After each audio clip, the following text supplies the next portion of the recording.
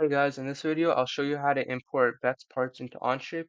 So if you're in a document, you'll need to click on the top left, and then from your home page click on Public. And instead of searching for the VEX v5 parts library, you'll click on this drop down, and then in description type official VEX v5 library, and then click search. And then here it'll show you all the official VEX parts. So you click on the top one, and then scroll down to the bottom, and then shift click on the bottom one. And if it doesn't already show you labels, this label sections, you could right click and click labels. But after that, you would type VEX5 parts and create a label. And once you have your label, it should show up in the label section here.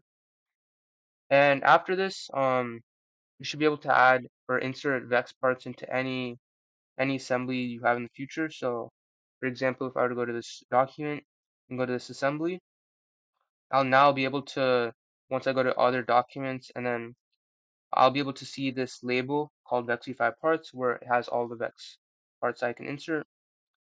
And some important things to know are there's ways to configure your parts. So for metal, for example, you're going to want to change the length often.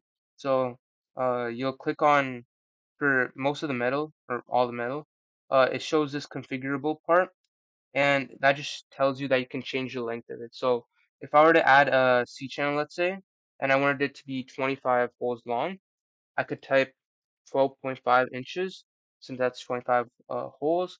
And let's say I want it to be 1 by 2 by 1, then I could just select the 1 by 2 by 1 aluminum option and then just click generate. Then I would just click on it, and then it allows me to insert the part into the assembly. And then another cool thing to know is for certain parts, there's like pre-assembled options basically. So for bearings, you're gonna be using them for screw joints sometimes. So you're gonna know that two of the holes are gonna have nylocks on them and screws on them.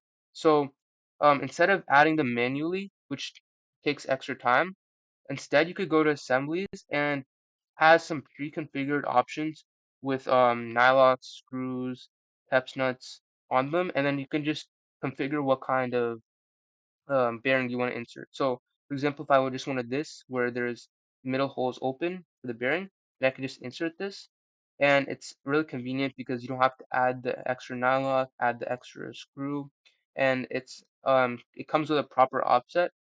But if I were to change it, let's say have one of the ends be the open hole, then I could just change that. So I could have be one end, and I would then just click generate, then click this, and you could just configure it how you want it. So your one end, one middle, and that just gives you multiple different options.